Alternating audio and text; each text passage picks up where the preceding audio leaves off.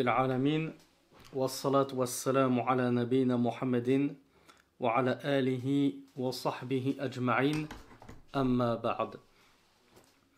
Alors je m'excuse s'il y a une sorte de chat de groupe, c'est tout nouveau. Je pense pour vous comme pour moi, depuis la dernière fois qu'on a utilisé Zoom, il n'y avait pas cette fonction. Donc du coup je ne sais pas trop à quoi ça correspond. N'hésitez pas à en sortir. N'hésitez pas à en sortir si vous n'avez, pour éviter que les autres voient vos messages.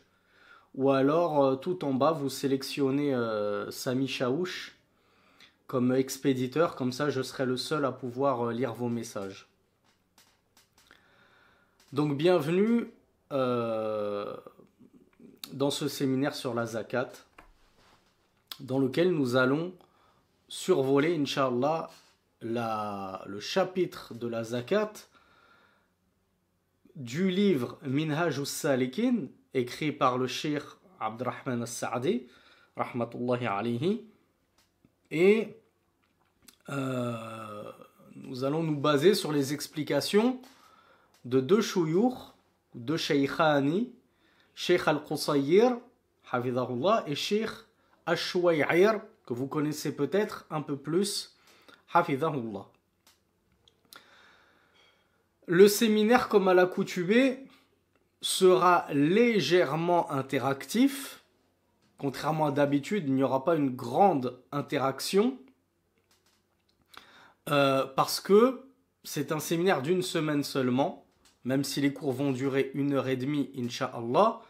Mais il y aura beaucoup de choses à voir, comme vous vous en doutez.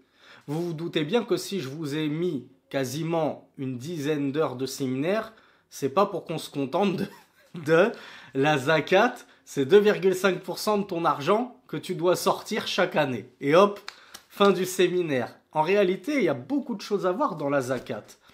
Quand je dois la sortir, comment, à qui, sur quoi, etc., etc., etc.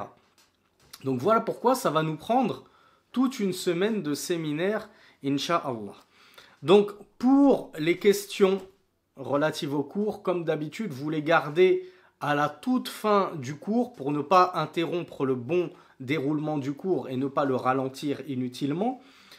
Il est fort possible qu'on ne donne pas le temps aux questions-réponses à la fin de chaque cours, mais quoi qu'il en soit, à la fin des séminaires, on réserve toujours le temps qu'il faut pour traiter toutes les questions relatives au séminaire.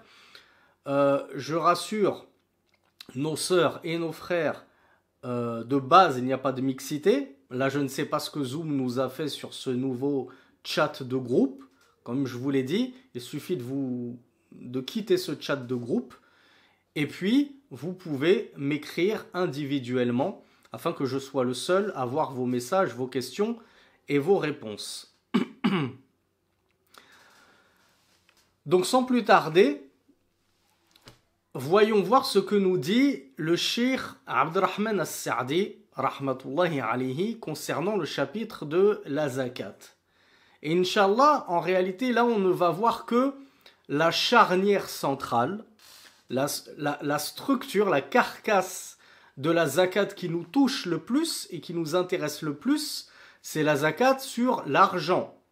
On ne va pas traiter de la zakat sur les bestiaux, la zakat sur les trésors, la zakat sur les récoltes, etc., etc. On ne va traiter que de la zakat sur l'argent et par extension, la zakat sur, comment ça s'appelle, les biens commerciaux.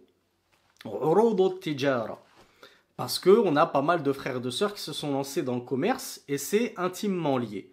Ça, c'est le chapitre qui nous intéresse le plus et tout le séminaire ne concernera que ce type de zakat. Donc, on va le voir dans l'introduction. La zakat, en réalité, elle touche à différents domaines. Comme on vient de voir, il y a une zakat sur les récoltes et pas n'importe quelle récolte. C'est pas n'importe quel fruit qui sont concernés, c'est pas n'importe quel grain, etc.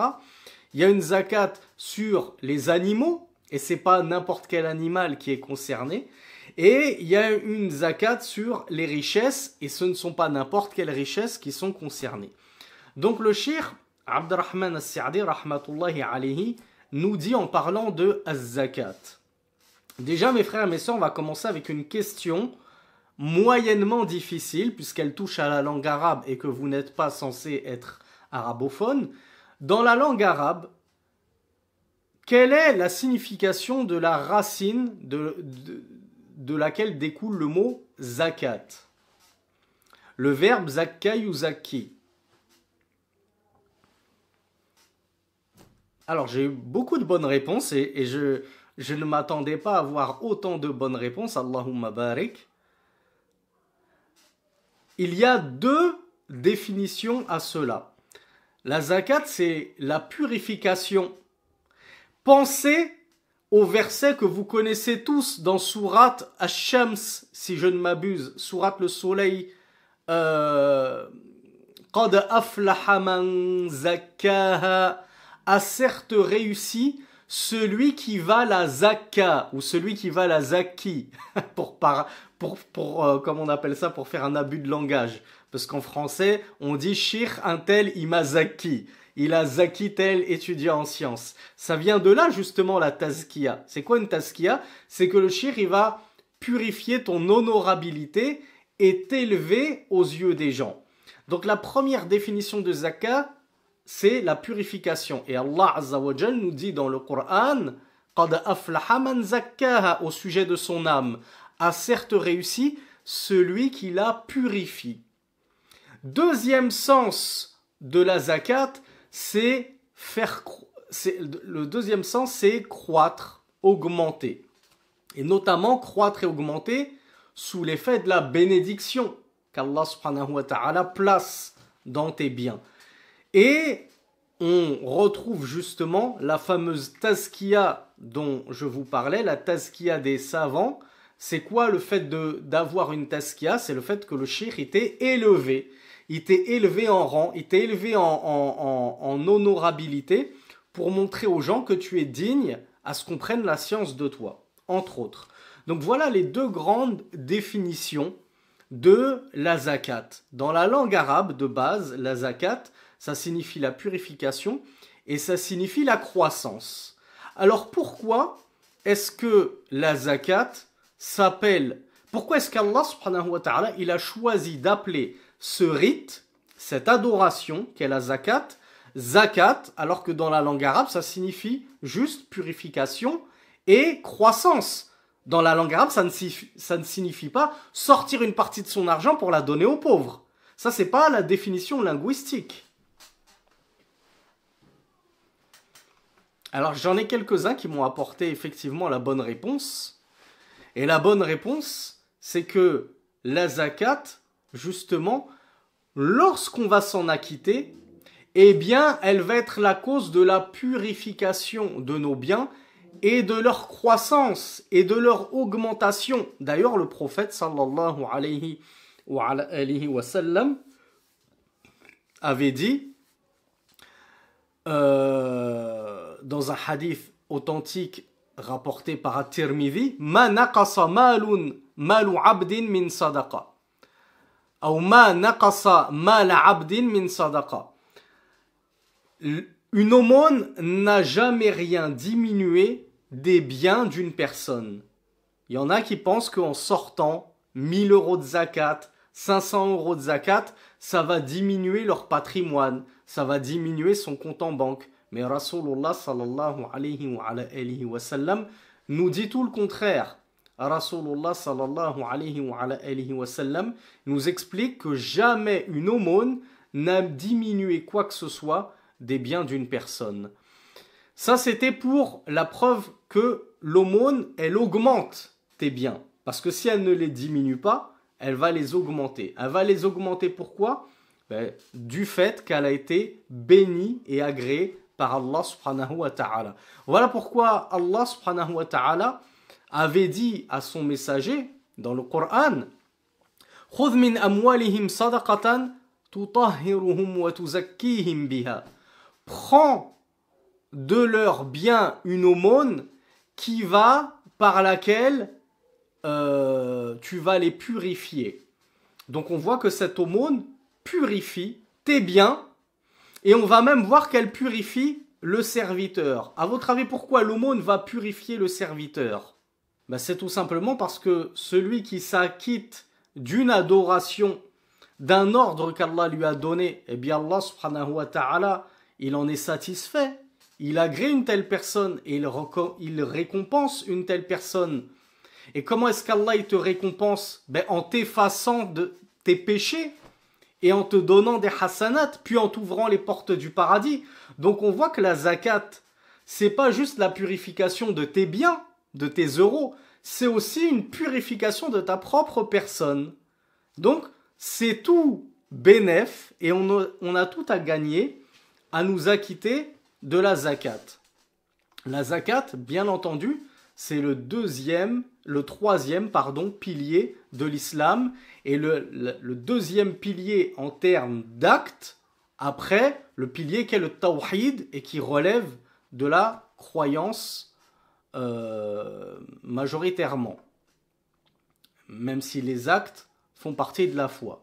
Donc le cheikh Abdurrahman as-Sa'di rahmatullahi alayhi nous dit hiya wajibatun ala kulli muslimin hurr malaka nisaban.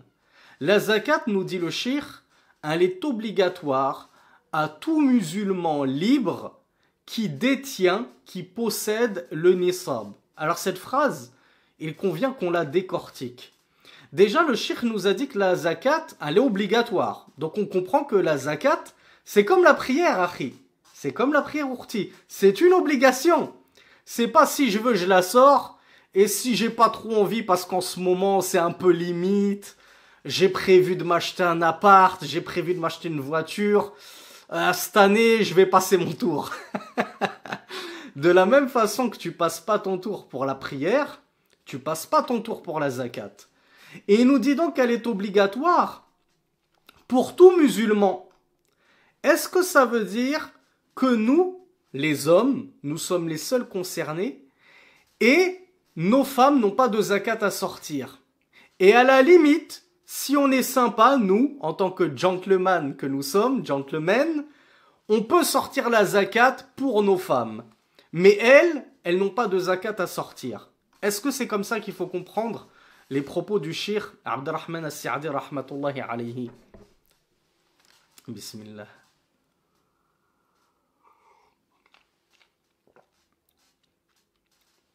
Alors effectivement, quand le cheikh nous dit elle est obligatoire à chaque musulman, mes frères et mes sœurs, tenez-le vous pour dit, c'est une règle. Les shara'i'ul islam, les législations de l'islam, elles s'appliquent aux hommes comme aux femmes. Les hommes et les femmes, an-nisa shaqa'iqur rijal, comme l'a dit le prophète sallallahu alayhi wa sallam. Les femmes sont comme les sœurs germaines des hommes. On a les mêmes droits et les mêmes devoirs, à quelques exceptions et particularités près. Allah subhanahu wa ta'ala, il a spécifié les hommes par quelques devoirs en plus, quelques obligations en plus et quelques interdits en plus, et il a spécifié les femmes par quelques obligations, quelques devoirs en plus, quelques interdits en plus, mais grosso modo, généralement, on est soumis au même rite et aux mêmes choses. Tous les deux, hommes comme femmes, on doit prier. Tous les deux, on doit s'acquitter de la zakat. Tous les deux, on doit jeûner. Mais la femme, elle a une petite spécificité par rapport à nous, c'est qu'elle ne jeûne pas durant sa période. Elle rattrape. Tous les deux, on doit faire le pèlerinage. Mais la femme, elle a une petite spécificité, c'est que le pèlerinage ne lui incombe plus si elle n'a pas de mahram pour l'accompagner. Car la femme ne voyage pas seule, etc., etc. Donc du coup, le cheikh, lorsqu'il nous dit que la zakat elle est obligatoire à chaque musulman, il faut comprendre chaque musulman et chaque musulmane. Hur, il nous dit libre. Comment ça, libre? La zakat elle est obligatoire pour chaque musulman libre. Du coup, les esclaves, un esclave musulman, il n'a pas de zakat à sortir? Pourquoi est-ce qu'un esclave serait exempté de zakat?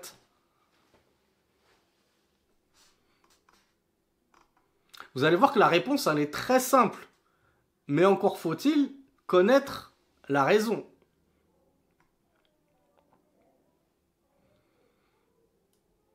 Alors Redmi Note 11 me dit parce qu'il n'a pas de revenus, et Célia me dit car il ne gagne pas de revenus, c'est pas exactement ça, c'est tout simplement parce que l'esclave ne possède rien. C'est-à-dire que quand bien même l'esclave il travaillerait et il gagnerait de l'argent, cet argent-là il appartient directement au maître. En réalité il tombe directement dans les poches du maître. Un esclave par définition c'est une propriété privée. En arabe, on appelle ça un mamelouk. Et ceux qui sont férus d'histoire d'entre vous, vous avez déjà entendu parler des mamelouks, les descendants d'esclaves, qui sont devenus des rois.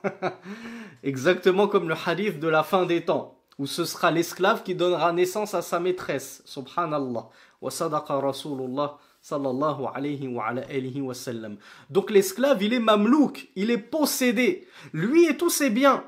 Donc l'esclave en réalité ne possède rien puisque lui-même est possédé, lui-même est la propriété privée de son maître. Donc voilà pourquoi l'esclave n'a pas de zakat à sortir puisque de base il n'a rien.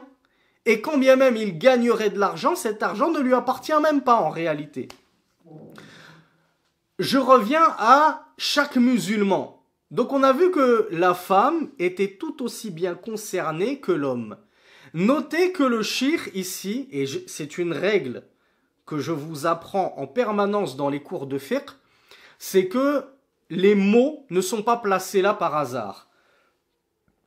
Les savants n'écrivent pas des ouvrages comme ça à la va-vite, en mettant des phrases comme ça, en choisissant des mots dans les phrases au hasard. Non, c'est mûrement réfléchi.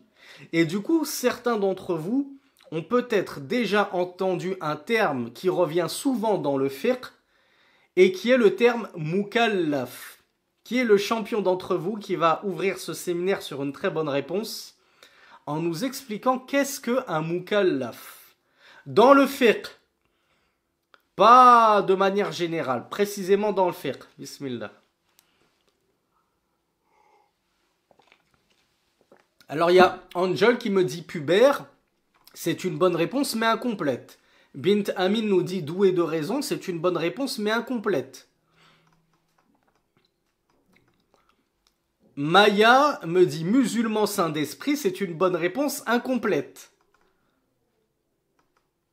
On va voir qui c'est qui a la bonne réponse complète. Alors certains m'ont dit responsable, ça c'est justement la définition linguistique. Mukallaf, c'est-à-dire je suis responsable de mes actes vis-à-vis d'Allah subhanahu wa ta'ala et je suis responsable de m'acquitter des obligations qui pèsent sur mes épaules. Qui est justement ce responsable? Par quoi est-il caractérisé? Je vais vous aider, il est caractérisé par 3 caractéristiques. Alors c'est Maya qui m'a donné la réponse la première. Donc je m'arrête à Maya, qu'Allah la préserve. Elle nous a dit musulman, pubère, saint d'esprit. Et tel est ce qui est voulu par le terme mukallaf lorsque vous étudierez, incha'Allah, le fiqh plus en détail. Lorsque vous arrivez déjà au wudu, les ablutions, on étudie. Les ablutions, qui est concerné par les ablutions? Le musulman, pubère, saint d'esprit. On revient à la zakat. On va pas revenir en arrière aux ablutions. Les ablutions, ça a été traité dans plusieurs playlists sur notre modeste chaîne. On revient à la zakat. Pour la zakat, le shirk n'a pas dit « elle est obligatoire à tout mukallaf ». Pourquoi ?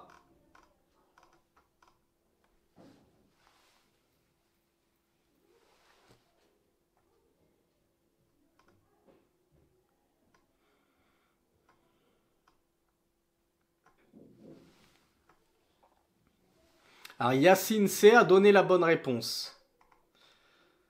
Exceptionnellement, comme je vous l'ai dit, je suis obligé d'aller vite. J'essaye de vous proposer un minimum d'interaction parce que je sais que ça vous plaît. Mais je m'arrête toujours à la première bonne réponse. Comme ça nous fait gagner du temps. Le frère Yacine nous a dit « car l'enfant également est soumis à l'obligation de la zakat, s'il remplit les conditions que nous allons voir. Et le fou également, celui qui n'est pas doué de raison. Donc on a vu le mukallaf, c'est celui qui est musulman, qui est pubère et doué de raison. Eh bien, prenez l'exemple d'un musulman qui n'est pas pubère et qui n'est pas doué de raison. Est-ce qu'il est soumis à la zakat? Oui, il est également soumis à la zakat s'il remplit les conditions de la zakat, et en l'occurrence, comme on va le voir plus tard, Inch'Allah, qu'il ait atteint le nisab, qu'il ait la somme nécessaire, qui a fait 1 an révolu, etc., etc. Donc vous voyez pourquoi les mots sont précis. Le cheikh aurait pu dire hiya wajibatun ala kulli mukallaf, mais non. Il n'a pas employé le terme mukallaf qu'on retrouve très souvent. Là, il a dit ala kulli muslim. Donc, kullu muslim, ça englobe quoi? Ça englobe les frères et les sœurs, c'est-à-dire les hommes et les femmes, les petits comme les grands en âge, donc les enfants comme les adultes, le fou comme la personne saine d'esprit. Est-ce que ça englobe la personne libre et la personne non libre, l'esclave? Bismillah.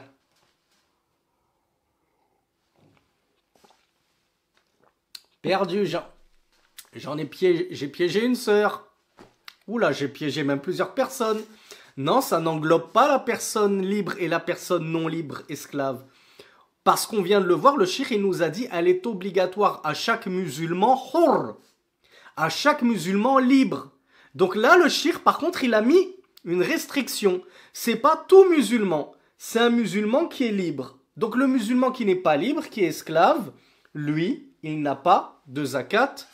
Il n'est pas soumis à la zakat. Ça ne le concerne pas. Et on a expliqué pourquoi. Dernière restriction, le cheikh nous a dit malaka nisaban. La zakat, elle s'adresse à tout musulman qui est libre et qui possède le nisab. Alors, très rapidement, je suis sûr que vous êtes nombreux à avoir la bonne réponse. Qu'est-ce que ce fameux nisab? Puisqu'il y en a qui ne connaissent pas ce mot-là. Et c'est un mot qui est fondamental pour comprendre la zakat. Alors voilà, le nisab, c'est le seuil d'imposition. C'est-à-dire que si toi, tu n'as pas atteint ce seuil d'imposition, ce certain montant, alors tu n'es pas concerné par la zakat. Dès que tu as atteint ce montant-là, tu es potentiellement concerné par la zakat. Mais il va y avoir d'autres conditions que nous allons voir ultérieurement, Inch'Allah.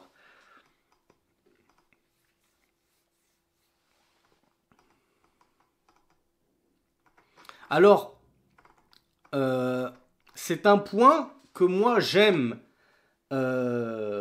enseigner dans les cours parce que j'estime qu'il touche un petit peu à la croyance. C'est un petit peu de la croyance et vous savez à quel point la croyance c'est important et c'est la chose la plus importante de notre religion. La croyance ça passe bien avant un séminaire sur la zakat, mes frères et mes sœurs.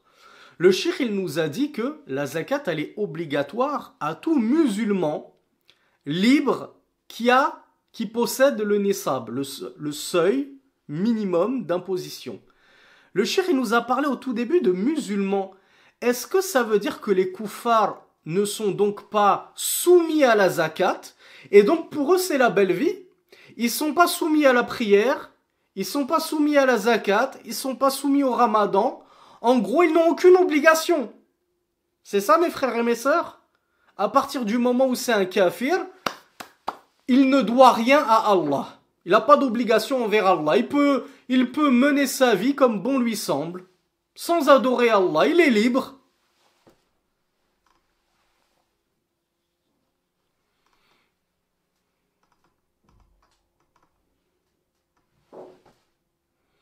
Alors je vous ai dit, c'est un point important de la croyance qu'on a déjà développé dans des cours antérieurs.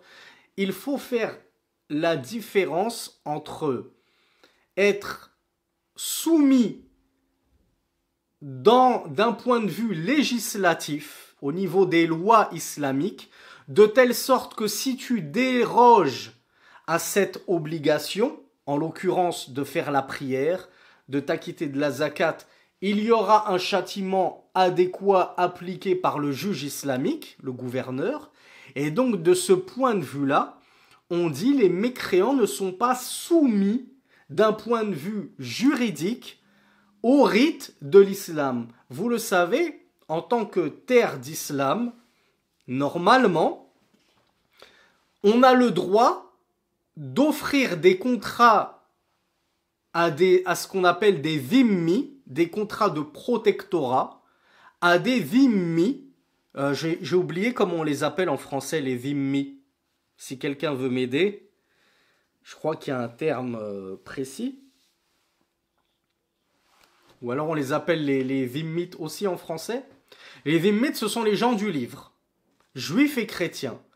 On a le droit de leur offrir un contrat de protection, c'est-à-dire qu'ils ont le droit de vivre sur nos terres d'islam en toute quiétude, sans avoir à craindre notre mal et nos châtiments.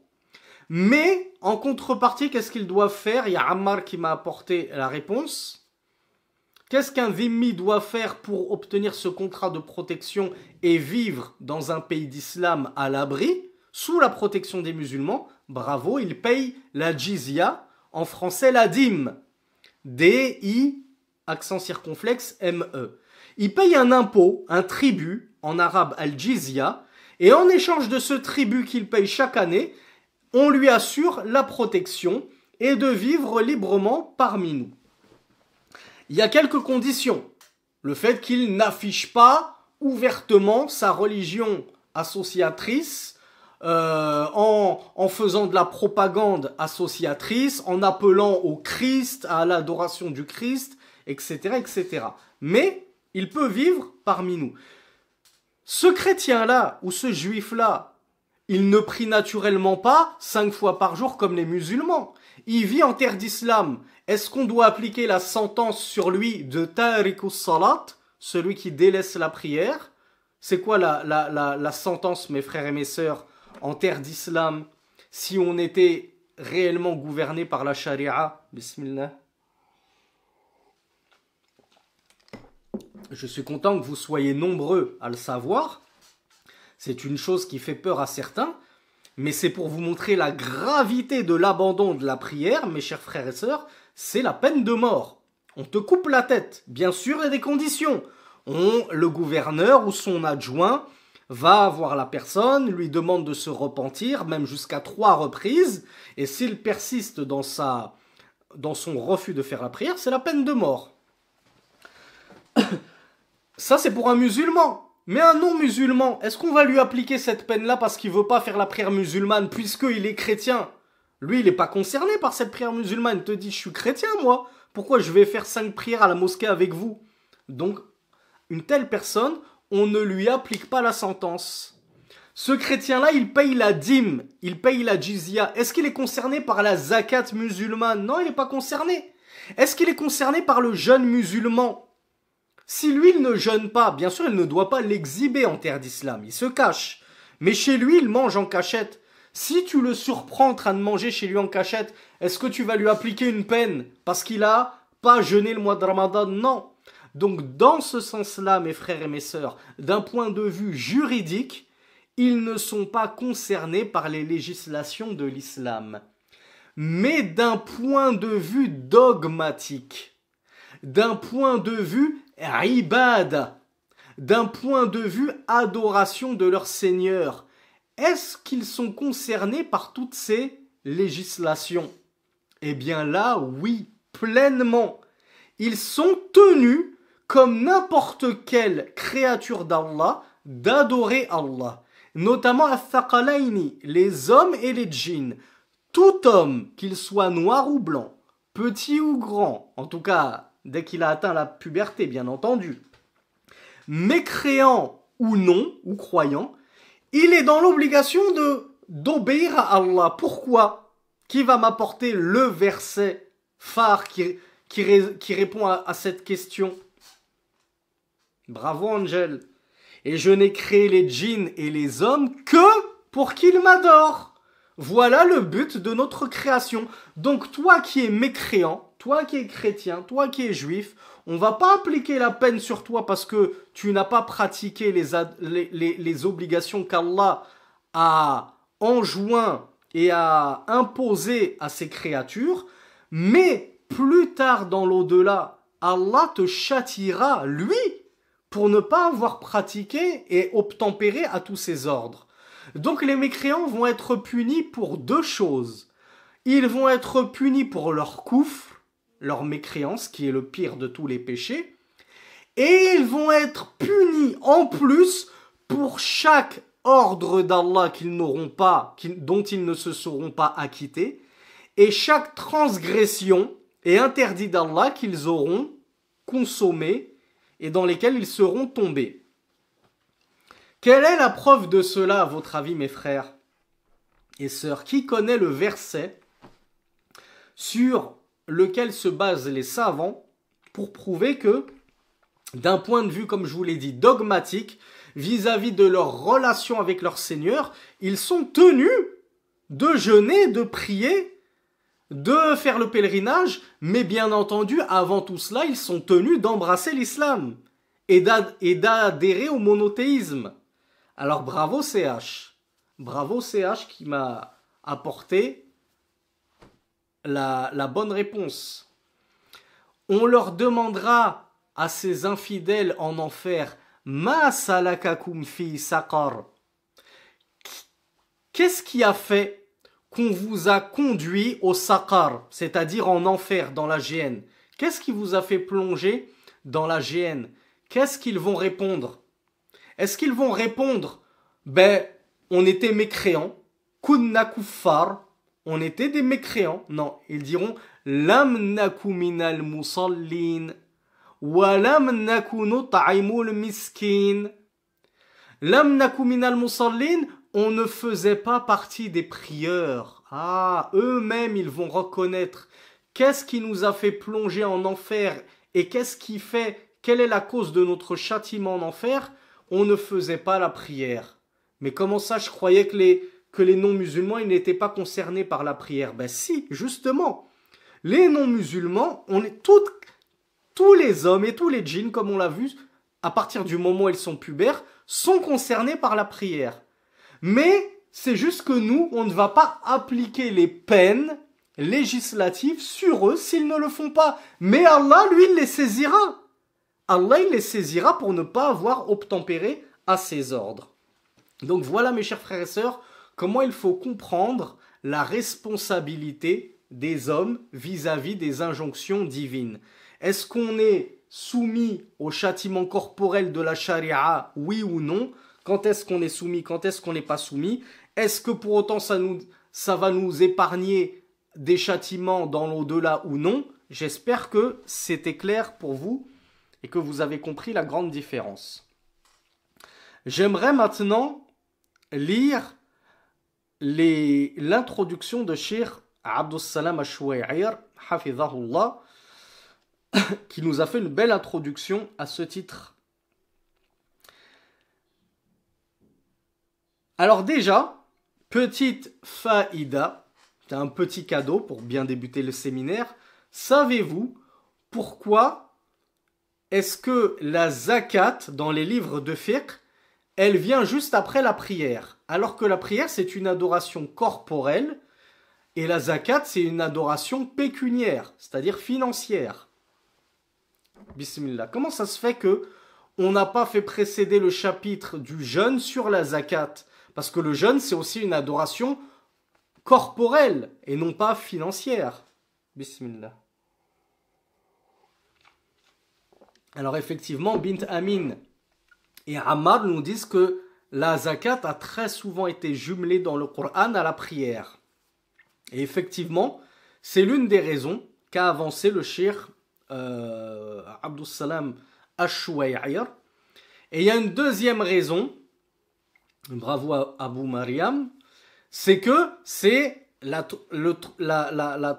troisième œuvre qu'a mentionné le prophète sallallahu alayhi wa sallam dans le fameux hadith d'Ibn Omar, Bunya al-Islamu ala khams. L'islam, il a été bâti sur 5 choses. Et il nous a dit Shahadati an la ilaha illallah wa anna Muhammad Rasulullah, l'attestation qu'il n'y a d'autre Dieu qu'Allah et que Muhammad est le messager d'Allah. Puis tout de suite après, qu'est-ce qu'il a dit Wa iqamis salah, la pratique de la prière. Et tout de suite, après la prière, qu'est-ce qu'il a dit Le jeûne Non, il n'a pas parlé du jeûne. Il a parlé de la zakat. Wa ita iz zakat. Donc, parce que dans le Coran, la zakat a souvent été jumelée à la prière, comme notamment dans la parole où Allah subhanahu wa ta'ala nous dit fa in tabu wa aqamu as-salah wa atawu az-zakah fa ikhwanukum fid-din. Dans sourate At-Tawbah, le repentir, verset 11, Allah nous dit au sujet des infidèles, s'ils se repentent de leur mécréance et qu'ils accomplissent la prière, et qu'est-ce qu'il a dit juste après? Et qu'ils jeûnent? Non, il a dit et qu'ils donnent la zakat, alors ce sont vos frères en religion. Donc, dans de multiples passages du Coran, Allah a jumelé étroitement la zakat à la prière. Voilà pourquoi les savants, tout de suite après la prière, ils ont pris pour exemple Allah dans son jumelage de la zakat à la prière, et ils ont fait suivre le chapitre de la prière par le chapitre de la zakat. Quand bien même, et elle est là la petite faïda dont je vous parlais, quand bien même certains savants dans leur composition, notamment dans le fiqh maliki, vous allez trouver que le chapitre du jeûne précède le chapitre de la zakat. Pourquoi? Quelle est la corrélation? Qu'est-ce qui a fait que c'était plus approprié? Je vous aide, on l'a dit il y a 2 minutes. Je vous ai expliqué quel est le lien entre la prière et le jeûne.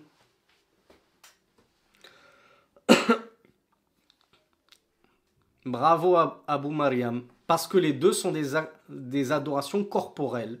Donc c'est tout particulièrement...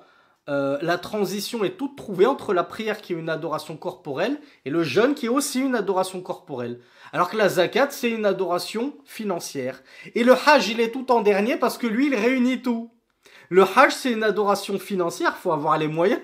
Surtout en 2024, il faut être bigrement riche pour pouvoir partir au hajj. Et c'est aussi une adoration corporelle, le hajj, parce que c'est de la fatigue, c'est des mouvements, c'est des tawaf, etc., etc. Qu'Allah nous facilite à tous le pèlerinage.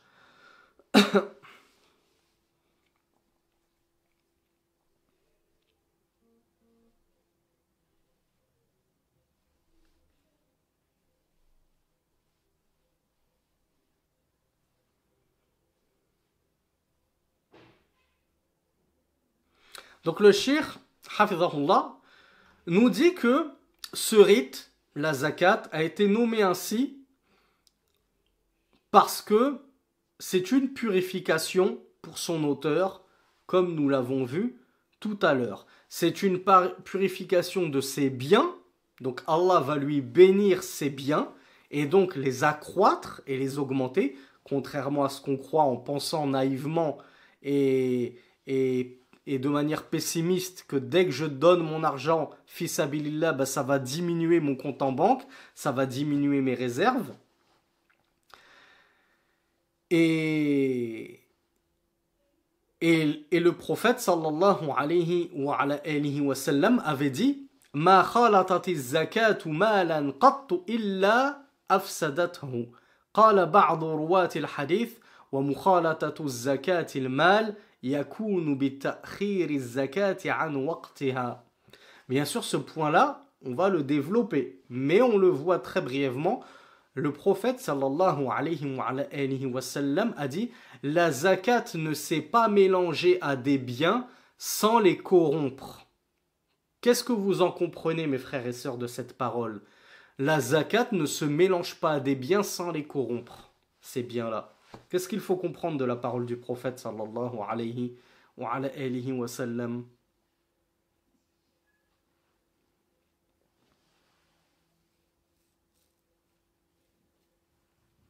Alors Ahmed nous dit celui qui coffre sa zakat au lieu de la sortir va corrompre ses biens. Et BM nous dit la même chose. Ben, c'est ça qu'il faut comprendre. C'est que celui qui ne sort pas sa zakat, ça va corrompre ses biens, ça va les détériorer. Et donc non seulement ils n'auront pas de bénédiction, ils ne seront pas purifiés, ils ne vont pas croître, mais tout au contraire, ils vont décroître. Toi, tu as peur justement de perdre ton argent en sortant ta zakat. Mais c'est justement en thésaurisant cet argent, en le gardant comme ça enfermé à triple tour dans ton livret A, ton livret jeune, que tu vas faire faillite, que tu vas faire banqueroute. Et donc le Cheikh Chouaïr, Hafidhahullah, nous dit que certains rapporteurs de ce hadith ont dit que lorsque la zakat, elle reste au milieu de tes biens parce que tu l'as pas sortie, comment est-ce qu'elle peut rester au milieu de tes biens, la zakat? C'est pas juste en refusant de sortir la zakat. Et c'est là que je vous ai dit, c'est quelque chose qu'on va détailler, Inch'Allah, ne vous en faites pas. Mais il y a un deuxième cas de figure. À votre avis, c'est lequel? Quel est ce deuxième cas de figure qui va faire que la zakat, elle reste comme ça dans ton compte bancaire? Et c'est pas le cas de figure où la personne refuse de s'acquitter de la zakat. C'est un autre cas de figure. Alors Nathanaël nous parle de l'ignorance. L'ignorance est excusée dans notre religion.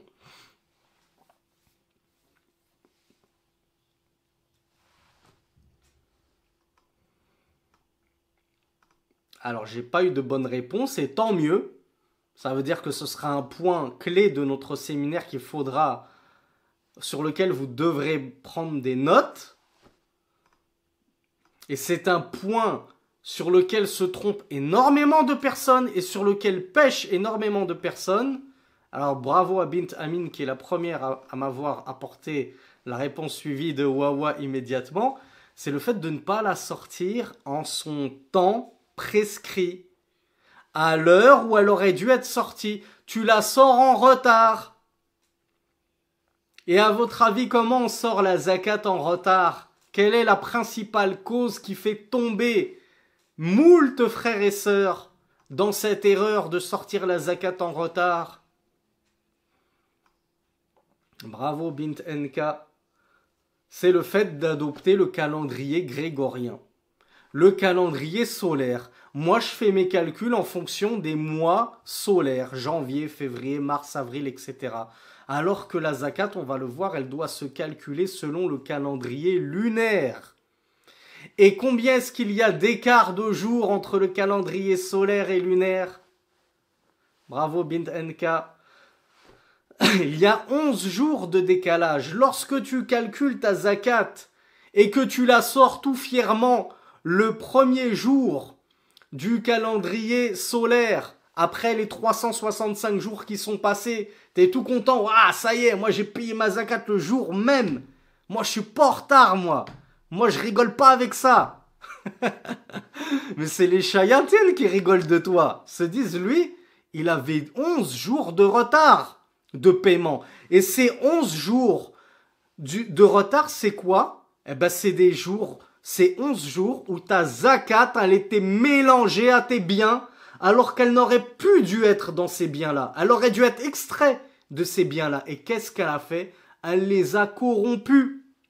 Elle les a pervertis. Et après, tu comprends pas pourquoi t'as pas de bénédiction dans tes biens, pourquoi t'arrives pas à faire de l'argent. Bien sûr, comme je vous l'ai dit, ça c'est celui qui le fait sciemment, volontairement. Il retarde comme ça la sortie de sa zakat.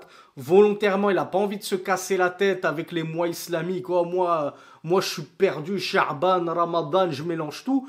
Ah, je préfère me simplifier la vie. Tous les 31 décembre, je sors ma zakat. Comme ça, je suis tranquille.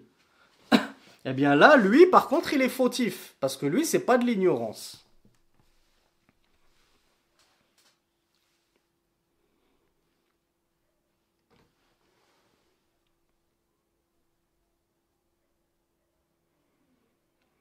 On avait dit que la zakat, la sortie de la zakat, elle purifiait l'individu en entier, et notamment son cœur, parce que c'est une noble adoration.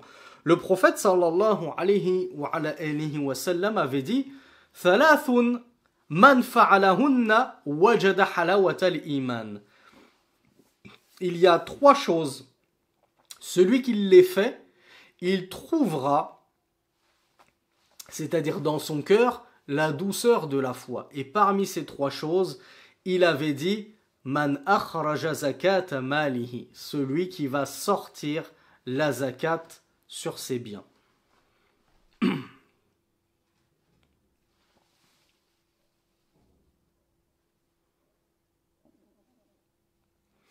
Et si vous vous souvenez, on a expliqué pourquoi. On a dit c'est parce que c'est une adoration. Et forcément, toute adoration, Allah subhanahu wa ta'ala nous récompense, nous enlève des péchés, etc. Mais c'est quel type d'adoration tout particulièrement la zakat? Financière, on l'a vu. Qu'est-ce que je peux rajouter d'autre pour décrire la zakat? Alors, Ammar qui me dit une adoration du cœur. Oui et non, les savants ils l'ont pas vraiment décrit comme ça. Voilà, Mour nous dit c'est une adoration cachée. Effectivement, Sheikh Ashwa'ir, il nous dit que ça fait partie des ibadat as-sir. Ça fait partie de ces adorations secrètes et cachées que les gens ne voient pas forcément. Toi, quand tu sors ta zakat, généralement maintenant, en 2024, on sort tous notre zakat sur notre smartphone, on fait un virement à telle association, etc. Et ça y est, j'ai donné ma zakat. Personne n'est au courant. Ta propre femme, elle n'est pas au courant. Tes propres parents sont pas au courant. C'est plus comme à l'époque où on sortait dans la rue, on donnait des pièces, etc. Maintenant, tout est dématérialisé. Donc c'est encore plus une adoration cachée qu'elle ne l'a jamais été en 2024. Mais déjà à l'époque, tu sortais, tu donnais comme ça à un pauvre discrètement. Personne ne le voyait si ce n'est Allah subhanahu wa ta'ala. Donc forcément que les adorations qui sont cachées, ce sont les adorations qui sont les moins touchées par quel potentiel péché? Bravo. Ce sont les adorations qui, incha'Allah, sont le moins touchées par l'ostentation. Tu as beaucoup moins de probabilité de tomber dans l'ostentation lorsque tu fais ces adorations qui sont de base secrètes et cachées, que tu n'exhibes pas aux gens, que tu peux tomber dans l'adoration, dans des adorations apparentes comme la prière ou le pèlerinage. Donc voilà pourquoi la zakat, elle est toute particulière et pourquoi elle va purifier le cœur de son auteur. Parce qu'il ne la fera pas, incha'Allah, par ostentation. Il l'a fait vraiment en toute exclusivité pour la face d'Allah subhanahu wa ta'ala. Personne ne le voit, personne ne l'y oblige en dehors d'Allah et pourtant de bonne grâce, de bon gré de lui-même, il va faire son petit virement pour s'acquitter de la zakat. Et ça c'est beau, ça c'est beau et ça c'est une preuve de la foi. Et voilà pourquoi Rasulullah sallallahu alayhi wa sallam nous a dit que celui qui va s'acquitter de la zakat sur ses biens, s'il remplit aussi les 2 autres conditions, les 2 autres actes, il sentira la douceur de la foi.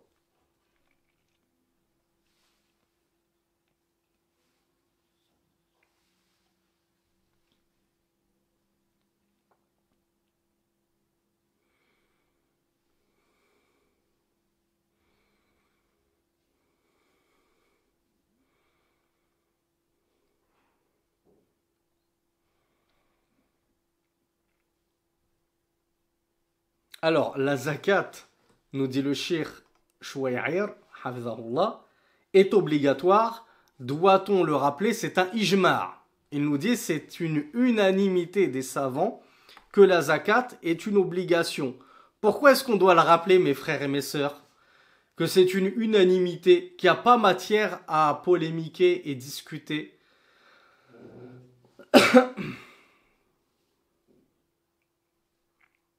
Allez, je vais vous mettre sur la piste. Ça concerne Abu Bakr as-Siddiq, radiyallahu anhu.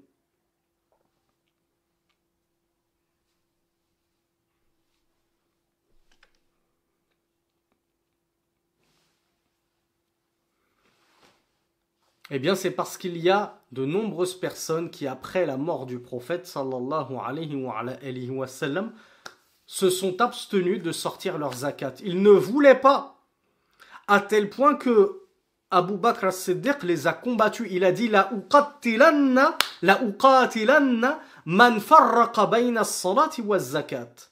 Je vais combattre certes quiconque fait une distinction entre la prière et la zakat. Il n'y a pas de distinction. La prière est obligatoire, la zakat est obligatoire. C'est une unanimité des savants là-dessus. Si elle n'était pas obligatoire, Abu Bakr radiallahu anhu ne les aurait jamais combattus, quitte à faire couler le sang de musulmans.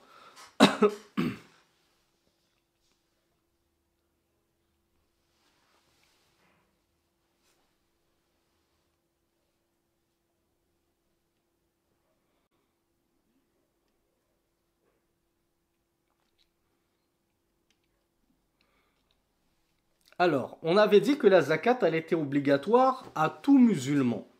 Et on a dit qu'il soit petit ou grand.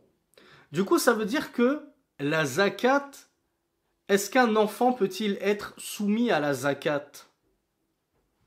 Oui, un enfant peut être soumis à la zakat s'il possède une certaine somme d'argent qui a atteint le nisab, le seuil d'imposition légale, et que cet argent il l'a eu en sa possession durant une année lunaire révolue. Mais vous vous doutez bien, un petit garçon de 4 ans, son père est mort. Il a donc hérité de son père. Donc à 4 ans, il a dans un compte en banque dont il pourra jouir à sa majorité ou à ses 16 ans. Moi, je ne connais pas trop les lois. Est-ce que lui, il est concerné par la zakat ou non? Oui, bien sûr, puisqu'il a rempli toutes les conditions. Il possède une somme d'argent supérieure au seuil légal d'imposition. Cet argent-là, il l'a depuis plus d'1 an, ça fait même 10 ans qu'il l'a, cet argent-là. Chaque année, il est soumis à la zakat. Mais comme il est jeune, comme il n'a pas les capacités de sortir lui-même cet argent, ce sera son représentant légal, pardonnez-moi, qui est chargé de la sortir de ses biens à cet enfant-là. Donc son tuteur, son représentant légal, celui qui a la charge de cet enfant, ça peut être sa maman, ça peut être son grand frère, ça peut être le grand-père, ça peut être l'oncle, ce que vous voulez. C'est lui qui doit gérer, entre guillemets, les comptes de cet enfant.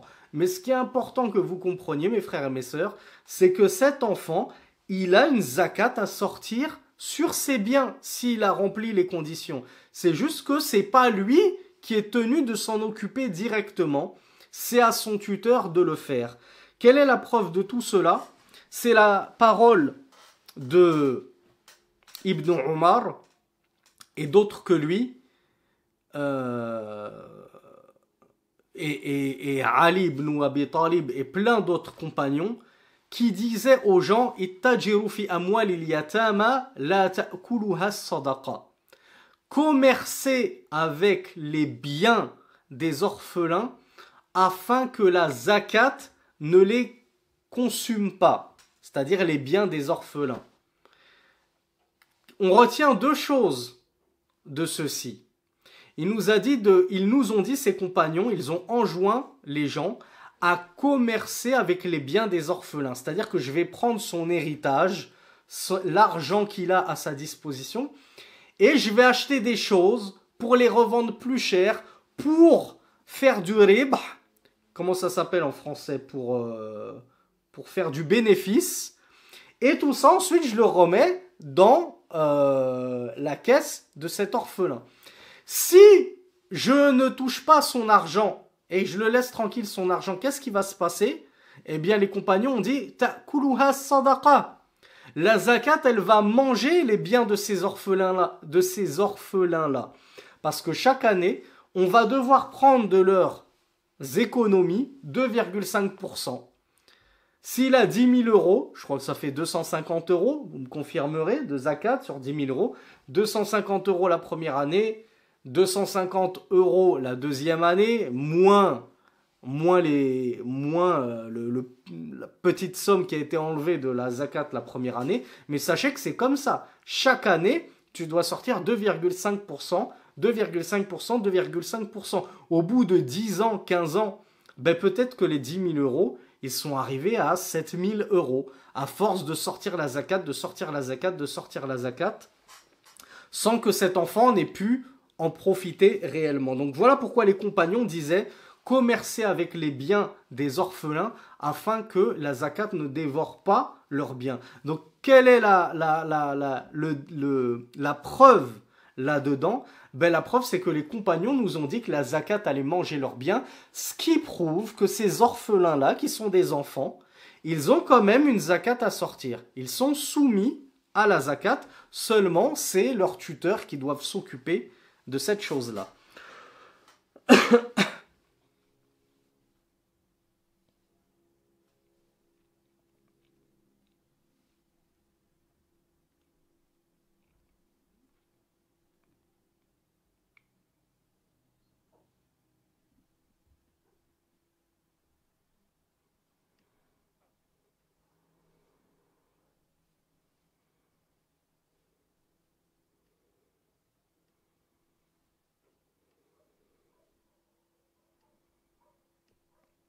Ensuite, le cheikh Abdurrahman al-Sa'di, rahmatullahi alayhi, il nous a donc dit que la zakat, elle est obligatoire pour tout musulman libre qui possède, qui détient le nisab, le seuil minimum d'imposition, un montant minimum que nous allons, Inch'Allah, décrire.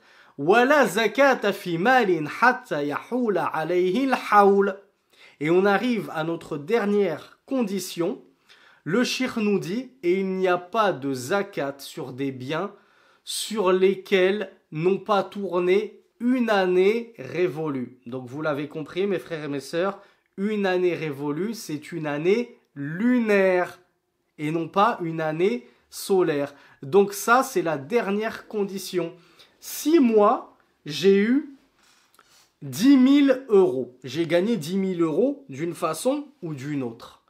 Et au bout du 364e jour depuis l'acquisition de cette somme de 10 000 euros, je les ai perdus pour une raison ou une autre, encore une fois. Je les ai dépensés, on me les a volés, n'importe quoi. Je les ai plus. Est-ce que j'ai une zakat à sortir sur ces 10 000 euros?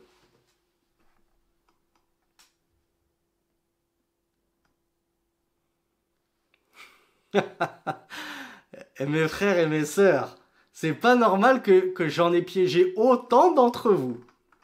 Notamment notre frère Ahmed Ramadan qui d'habitude est tout plein de bonnes réponses. Comment ça se fait que j'en ai piégé autant? Et bravo à ceux qui ne se sont pas fait piéger. Alors je laisse à ceux qui se sont fait piéger une dernière chance de se rattraper. Est-ce qu'il a une zakat à sortir sur ces 10 000 euros sur lesquels se sont écoulés 364 jours? Une année, moins un jour seulement. Il manquait qu'un jour pour finir l'année. Ça y est, je vois que ça... Il y en a qui commencent à... ça commence à monter au cerveau. Oui, il avait une zakat à sortir. Pourquoi? Parce que sa zakat, il n'était pas censé la sortir au 366e jour, c'est-à-dire les 365 jours de l'année solaire, plus le lendemain. Donc le lendemain, il aurait dû sortir sa zakat. On a dit, c'est pas comme ça que ça marche. On a dit, ce qui compte, c'est les années lunaires. Donc en fait, lui, c'était grosso modo au 344e jour, c'est bien ça?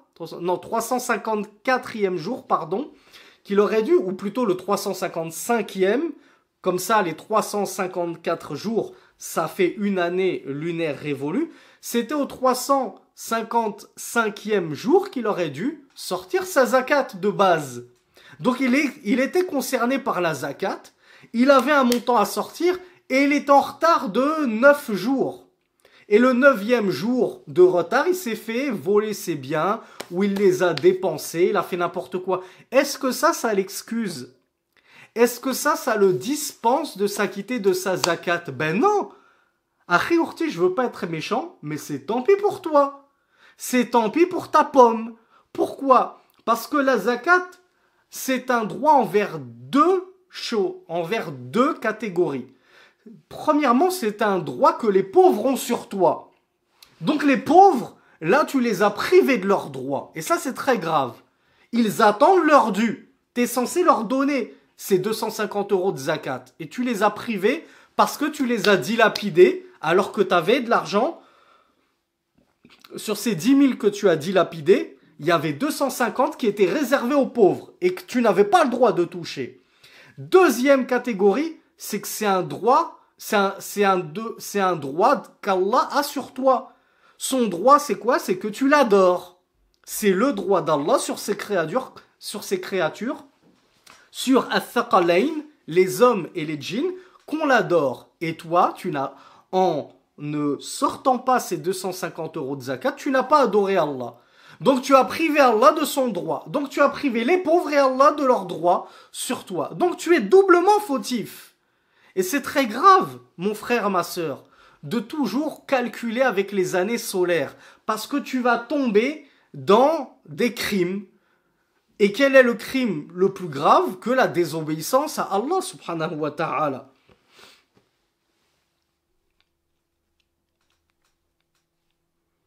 Donc lorsque sur tes biens une année lunaire révolue est passée, donc on ne compte pas les années solaires, tu es soumis à la zakat, tu dois t'empresser de la sortir tout de suite. Et si tu attends la fin de l'année solaire, eh bien tu auras 11 jours de retard. Et durant ces 11 jours, tout peut arriver. Tu ne connais pas le futur. Tu n'es pas maître de ton destin. Qu'en sais-tu si tu ne vas pas perdre cet argent, te le faire voler, le gaspiller, il va t'arriver un accident terrible, tu vas devoir payer l'hôpital, une fortune, etc. Donc tu dois te hâter, akhi ourti, à sortir ta zakat à l'issue de l'année lunaire. Bien sûr, ne vous inquiétez pas, on va tout détailler. Je vous ai dit, le séminaire dure 5 jours. Donc ne pensez pas qu'on va tout voir aujourd'hui. Ne soyez pas inquiets en vous disant « je comprends rien, il y a trop d'informations ». Chacune de ces informations, ne vous en faites pas. On va les détailler à part bi'idhnillah.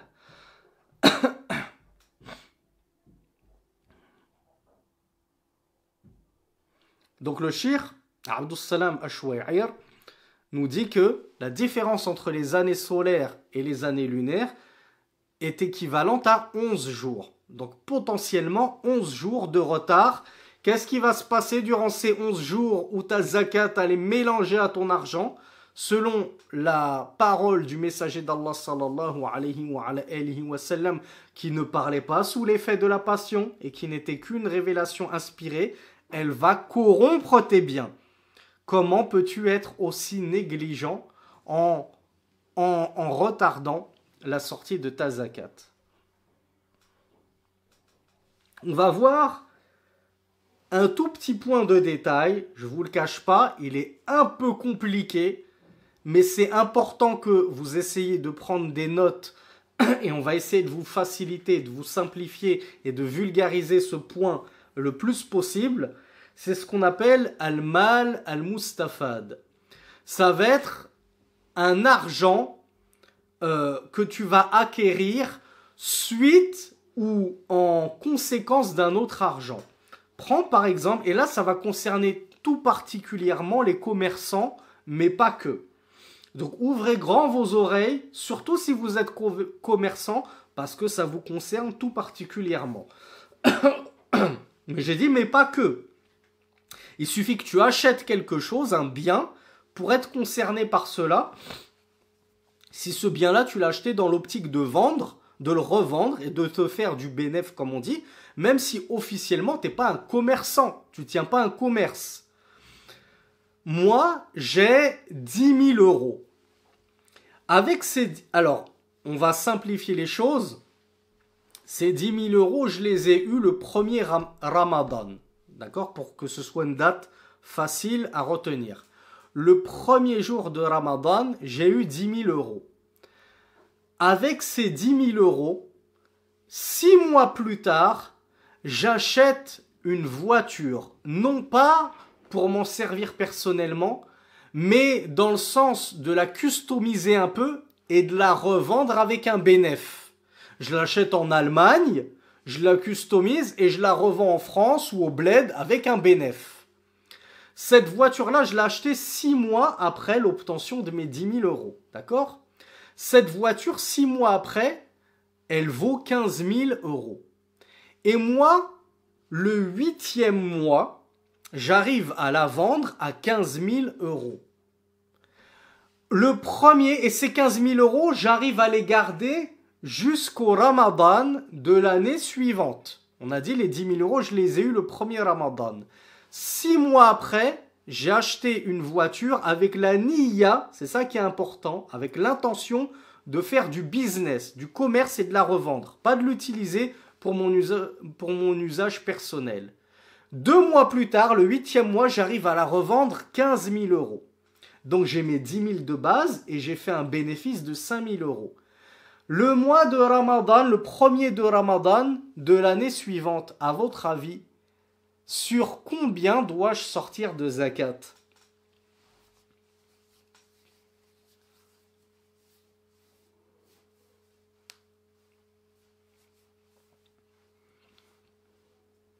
Effectivement, je dois sortir la zakat sur 15 000 euros et non pas les 10 000 euros. Et c'est ça qu'on appelle en arabe al-mal al-mustafad.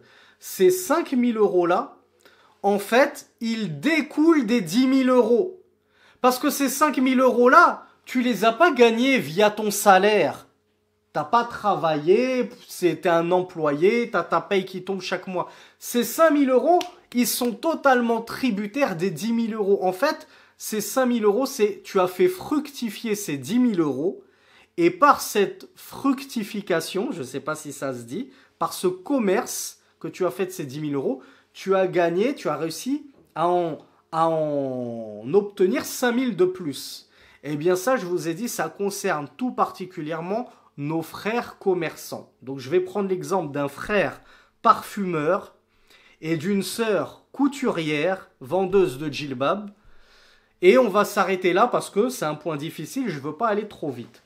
Mais ensuite, Akhi, Ourti, même si tu n'es pas commerçant, comme je l'ai dit, tu appliques le même raisonnement. J'ai eu un bien, j'ai acheté un produit de consommation dans le but de le revendre plus cher. Ma zakat, je devrais la sortir non pas sur l'argent que j'avais initialement, mais sur l'argent total que j'ai dégagé dû à cette vente. Alors toi, Akhi, tu es un parfumeur. Tu as 1000 euros de côté. On garde la même date. Premier Ramadan de l'année 1445, j'ai 1000 euros. Avec ces 1000 euros, 3 mois après, je vais acheter du oud, du musk, de l'ambre, etc. Et je confectionne des parfums. Ces 1000 euros, je les ai complètement gaspillés en matières premières. Donc toi, tu pourrais te dire, ah bah c'est bon, j'ai esquivé la zakat, j'ai 0 dans mon compte en banque. Les 1000 euros, je les ai plus. Donc dans tous les cas, je suis tranquille, je sais que dans un an, j'ai pas de zakat à sortir parce que j'ai 0 en compte sur mon compte en banque. J'ai acheté des matières premières pour fabriquer mes parfums. Sauf que ces matières que tu as achetées, ces 1000 euros que tu as dépensés, c'est dans l'optique d'acheter des matières premières pour fabriquer des parfums, pour les revendre et te dégager un certain bénéfice, bien entendu. Le but, c'est pas juste de récupérer tes billes, tes 1000 euros. Le but, c'est que tu arrives à doubler ton capital de base, Inch'Allah. Eh bien, justement, le 11e mois, tu arrives à vendre tous tes parfums et tu te retrouves avec 2000 euros sur ton compte en banque. À l'issue du 12e mois, donc on est le premier, on arrive au premier Ramadan, 1446. Est-ce que je dois sortir une zakat? Déjà la question c'est, est-ce que je dois sortir une zakat alors que ces 2000 euros, je les ai gagnés seulement le mois dernier? J'ai dit c'est le 11e mois, j'ai vendu tous mes parfums et j'ai obtenu 2000 euros. Donc déjà je vous pose la première question. Est-ce que un mois après, premier Ramadan 1446, je dois sortir une zakat sur ces 2000 euros ou non? Il y en a plein qui me disent oui.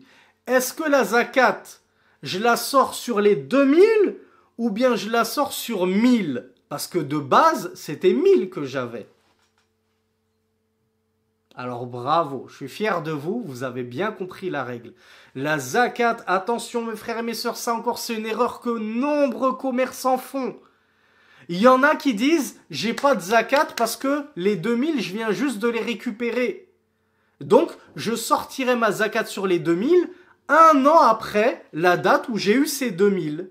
Donc, comme les 2000, je les ai eu le 11e mois, eh bien, je vais attendre 12 mois après ce 11e mois. Donc, ça fait 11 plus 12. Donc, il va attendre 23 mois depuis les fameux 1000 euros pour sortir sa zakat. Ça, c'est une grosse erreur. T'attends pas 23 mois. T'attends pas 12 mois depuis le moment où tu as récupéré tes billes. Tu dois te demander, ces 2000 euros-là, ils proviennent d'où? Ils représentent quoi ces 2000 euros? Ces 2000 euros, mon frère, ma sœur, ils représentent quoi? Ils représentent tes parfums. Les parfums que tu as vendus. Ces parfums que tu as vendus, ils représentent quoi? Ils représentent des matières premières que tu as achetées et que tu as assemblées. Ces matières premières que tu as achetées et que tu as assemblées, elles représentent quoi? Elles représentent tes 1000 euros de base que tu as investi dans ces matières premières. Vous voyez? Donc en réalité, ces 2000 euros que tu as, c'est comme si c'était tes 1000 euros que tu avais de base, mais que tu as réussi à faire fructifier. Et ça, c'est très important, Ari Ourti. Quand tu vas sortir ta zakat, tu ne dois pas regarder uniquement la somme que tu as perçue. Tu dois regarder cette somme que j'ai perçue. Est-ce que c'est une somme que j'ai acquise via et par l'intermédiaire d'un commerce qui a fait fructifier mon capital de départ ou non? Comme je vous l'ai dit, si c'est des salaires, les salaires, c'est pas concerné. Le salaire, je sors ma zakat un an révolu après, il n'y a pas de souci. Le salaire, il n'a pas été transformé. C'est pas de l'argent de base que tu as réussi à faire fructifier. Donc, comme me le dit la sœur Fiona, effectivement, il faut refaire toute la chronologie en arrière. Et un an après le début de la chronologie, en l'occurrence dans mon exemple, un an après avoir eu ces 1000 euros le premier Ramadan 1445, c'est là que je sortirai ma zakat. Donc, je vais vous donner un deuxième exemple avec une sœur couturière et j'espère que je vais avoir 100% de bonnes réponses. Premier Ramadan 1445. La sœur couturière, elle a 500 euros. Et je fais exprès de dire 500 euros, on verra pourquoi. Parce que le nisab, normalement, il est déjà atteint lorsque j'ai 500 euros. La sœur, elle a 500 euros le premier Ramadan 1445. Elle va s'acheter avec ses 500 euros de tissu. 500 euros de tissu. Dans l'optique, dans la niya, d'en fabriquer des jalabib, des voiles, des khimars, des abayat et des niqab. Allahumma barik. 6 mois après, elle a réussi à tout confectionner. 6 mois après, les 500 euros, elle les a plus, on est d'accord, elle les a déjà dépensés. 6 mois après, ces 500 euros se sont transformés en jalabib, niqab, abaya, khimar, etc. qui est entreposé chez elle. Donc dans son compte en banque, elle n'a plus un rond. Les 500 euros se sont transformés en bout de tissu, en bout d'étoffe. Et je vais même aller très loin, le 300, un jour avant la fin de l'année lunaire, juste un jour avant, il suffit d'un jour avant, elle arrive à vendre la totalité de sa marchandise. Et là, elle arrive à se faire carrément 3000 euros. 3000 euros un jour avant l'écoulement d'une année lunaire sur les 500 euros initiales. Est-ce que cette sœur, elle doit sortir une zakat alors que ces 3000 euros, elle les a eus un jour avant l'écoulement de la zakat? Donc c'est tout frais, c'est tout nouveau. Est-ce qu'elle doit déjà sortir une zakat sur ces 3000 euros qu'elle a eu hier? La sœur, elle va vous dire, mais je les ai eus hier. Pourquoi tu me dis de sortir une zakat? La zakat, normalement, c'est un an après. Je les ai eus hier. Alors bravo, vous m'avez tous dit oui, elle doit sortir la zakat.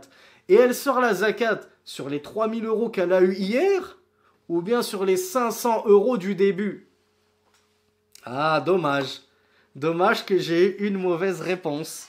Mais sinon, c'est écrasante majorité de bonnes réponses. Je suis très content. Ah, deuxième mauvaise réponse. C'est pas sur les 500 euros, mes sœurs. On a dit, on retrace la chronologie. Ces 3000 euros, ils viennent d'où? C'est un salaire qu'elle a eu, elle a joué au loto, c'est un héritage, c'est son mari qui lui a donné de l'argent de poche. Non. Retrace la chronologie. Les 3000, ils viennent de quoi? Ils viennent de la vente de ces djellabibs. Ces djellabibs, ils viennent de quoi? Ils viennent de l'achat de matières premières, de tissus. Ces tissus, ils viennent de quoi? Ils viennent de ces 500 euros qu'elle a investis dans les tissus. C'est comme ça que je sors ma zakat en tant que commerçant ou en tant, comme je vous l'ai dit, que personne qui n'est pas commerçant, mais qui veut essayer de faire fructifier son argent avec un, comment on appelle ça, un gros coup. J'ai envie de faire un gros coup, une grosse vente. Moi, je suis pas commerçant de base, mais j'ai envie d'investir mes 10 000 euros dans un truc qui va me rapporter beaucoup. L'achat d'une voiture, l'achat d'un studio au bled, etc. Moi, au bled, j'achète un studio 20 000 euros. Un an plus tard, il coûte 30 000 euros, je le revends 30 000 euros. Je sors ma zakat sur les 30 000 euros. Je ne sors pas ma zakat sur 20 000 euros. Donc, ça, c'est ce qu'on appelle al-mal al-mustafad. Je vous le concède. C'est pas le sous-chapitre le plus facile de la zakat, mais c'est un sous-chapitre que vous ne pouvez occulter, mes frères et mes sœurs, car vous êtes nombreux à faire du commerce. Et on a beaucoup qui pensent qu'ils ne sont pas concernés par la zakat parce qu'ils viennent juste d'obtenir de l'argent via la vente de leurs produits, alors qu'en fait, leurs produits, c'est du capital qui a été transformé en produit. Et donc, ce capital, ça fait longtemps qu'ils l'avaient. Et ces produits-là, c'est juste une transformation de ce capital. Vous imaginez, mes frères et mes sœurs, à quel point certains malades du cœur pourraient esquiver, un petit peu comme le font les gens du livre, les juifs, la zakat par ce procédé-là, un an avant qu'une année lunaire ne tombe sur mes 10 000 euros, hop, j'achète une voiture. Pour dire, ah ben ça y est, moi j'ai plus 10 000 euros, j'ai acheté une voiture, je suis plus concerné par la zakat. Puis je la revends un jour après, et je la revends même le prix où je l'ai acheté. Je l'ai acheté 10 000, je la revends 10 000.